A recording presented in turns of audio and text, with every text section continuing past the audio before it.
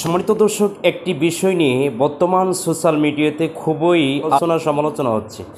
আল্লামা মামুনুল হক মুক্তি পাওয়ার পরে তেনার সঙ্গে অনেক আলেমরা, অনেক সংগঠন সাক্ষাৎ করেছেন, কিন্তু অত্যন্ত দুঃখ আর পরিতাপের বিষয় হচ্ছে আমাদের বাংলাদেশে ইসলামী আন্দোলন বাংলাদেশ তথা পীর সাহেব চরমনাইয়ের নেতৃত্বে কোনো সংগঠন কিন্তু আল্লামা মামুনুল হক সাহেবের সঙ্গে সাক্ষাৎ এ পর্যন্ত করেন নাই।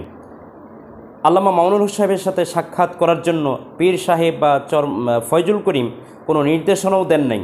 তার মানে কি পীর সাহেব চরমনাই আল্লামা মামুনুল হকের মুক্তিতে অসন্তুষ্ট? অনেকে মন্তব্য করছেন যে আল্লামা মামুনুল হক বের না হওয়ার পিছনে বিশেষ ভূমিকা ছিল চরমনাই পীর সাহেবের। তার প্রমাণ হচ্ছে চরমনাই পীর সাহেব এ পর্যন্ত আল্লামা মামুনুল হক সাহেবের সাথে সাক্ষাৎ করলেন না। শুধুমাত্র তাই নয়, বরং চরমনাই পীর সাহেব ইসলামী আন্দোলন বাংলাদেশ হেফাজত বিরোধী। কারণ হেফাজত ইসলামের 13 সালের শাপলা চত্বরে স্টেজে উঠতে দেওয়া হয়নি চরমনাই পীর সাহেবকে, যার কারণে তখন থেকে হেফাজত বিরোধী হচ্ছেন চরমনাই পীর সাহেব। এই যে এরকম একটা মিশ্র প্রতিক্রিয়া বর্তমান ব্যাপক হারে প্রচার হচ্ছে, ভুল মেসেজ নাকি সঠিক মেসেজ, যদি আপনি ভিডিওটি শেষ পর্যন্ত দেখেন তাহলে আশা করি আপনাদের সকলেরই এই প্রতিক্রিয়া বা এই প্রশ্নের জবাব আপনারা পেয়ে যাবেন ইনশাআল্লাহ। প্রথম কথা হচ্ছে যে চরমনাই পীর সাহেব দেখা করেছেন কিনা মামুনুল হকের সাথে, বা চরমনাই পীর সাহেবের পক্ষ থেকে কোনো টিম সেইখানে মামুনুল হক সাহেবের সাথে দেখা করতে গিয়েছিলেন কিনা। আল্লামা মামুনুল হক মুক্তি পাওয়ার পরে ফোনের মাধ্যমে অডিও কলে আল্লামা মামুনুল হক সাহেবের সঙ্গে ফয়জুল করিম পীর সাহেব কথা বলেছেন, এবং আল্লামা মামুনুল হকের সাথে সাক্ষাৎ করার জন্য ইসলামী আন্দোলনের পক্ষ থেকে পীর সাহেবের নির্দেশে রেজাউল করিম আবরারের নেতৃত্বে একাধিক উলামায়ে কেরাম আল্লামা মামুনুল হক সাহেবের সাথে সাক্ষাৎ করেছেন। এই সূত্র জানিয়েছেন রেজাউল করিম আবরার সাহেব করে তারেক মনোয়ারের মতো একজন গ্রহণযোগ্য আলেম, জামাত ইসলামের আমির হামজা সহ বিভিন্ন ধরনের অন্য ঘরানার আলেম পর্যন্ত আল্লামা মামুনুল হক সাহেবের সাথে ডাইরেক্টলি সাক্ষাৎ করলেন। হেফাজতের আমির মহাসচিব উচ্চাঙ্গের নেতাগুলো পর্যন্ত আল্লামা মামুনুল হক সাহেবের সঙ্গে সাক্ষাৎ করেছেন। কিন্তু কৌমি ঘরানার আলেম এবং কৌমি ঘরানার সংগঠন ইসলামী আন্দোলন বাংলাদেশ তথা চরমনাইয়ের কোনো আমির বা মহাসচিব এই পর্যন্ত আল্লামা মামুনুল হক সাহেবের সঙ্গে সাক্ষাৎ করলেন না কেন? এই যে প্রতিহিংসা, এই প্রতিহিংসা আমাদের কতটা পিছনে ফেলতেছে ইসলাম কায়েমের জন্য, দিন কায়েমের জন্য, এটা কিন্তু আমরা অনেকটাই অ্যানালাইসিস করতে পারছি না। সম্মানিত দর্শক, এই যে একটা প্রতিক্রিয়া মানুষের, সাধারণ মানুষের এবং সাধারণ জনগণের মাঝে যে একটা কনফিউজ সৃষ্টি হয়েছে যে তার মানে মামুনুল হক এবং চরমনাই ইসলামী আন্দোলন এরা কি সাংঘর্ষিক কিনা, এবং হেফাজত চরমনাই এরা কি সাংঘর্ষিক দল কিনা। যদি সাংঘর্ষিক নাই হয় তাহলে আল্লামা মামুনুল হক সাহেব একজন বিখ্যাত আলেম এবং হেফাজতের একটা বড় পর্যায়ের নেতা এবং খেলাফত মজলিসের মহাসচিব 3 বছর কারাবরণ করার পরে যখন মুক্ত হলেন তখন তো ইসলামী আন্দোলন আমিরদের সাক্ষাৎ করা খুবই প্রয়োজন ছিল।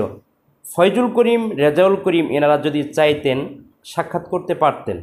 এখন কেন করেন নাই সেটার জবাব তেনারাই জানেন, সেটা তেনারাই ভালো জানেন যে কেন করেন নাই। এখন প্রশ্ন করতে পারেন ফয়জুল করিম, রেজাউল করিম এনারা ইসলামী আন্দোলন একজন পীর, এরা হচ্ছে আমির, এরকম আমির হয়ে আল্লামা মামুনুল হক সাহেবের সঙ্গে সাক্ষাৎ করতে যেতে হবে।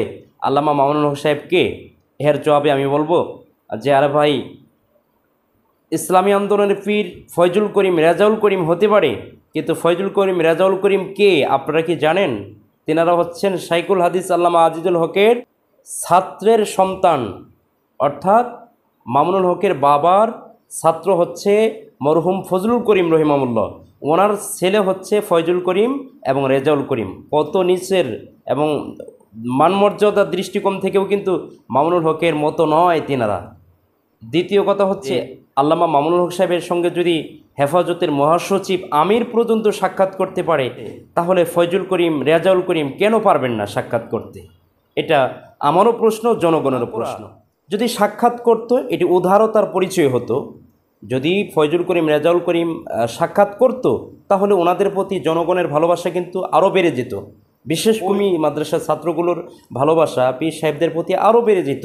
এটা একটা উদারতার পরিচয় হতো।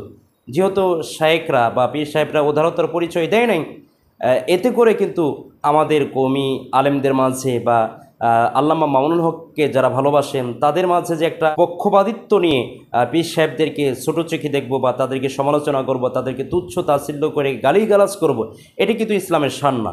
কারণ এটা ব্যক্তিগতভাবে কোন কারণে সাক্ষাৎ করে নেয় এটা তাদের পার্সোনাল ব্যাপার, ভিন্ন কোনো সমস্যাও থাকতে পারে, এটাও আমরা ধরে নিতে পারি।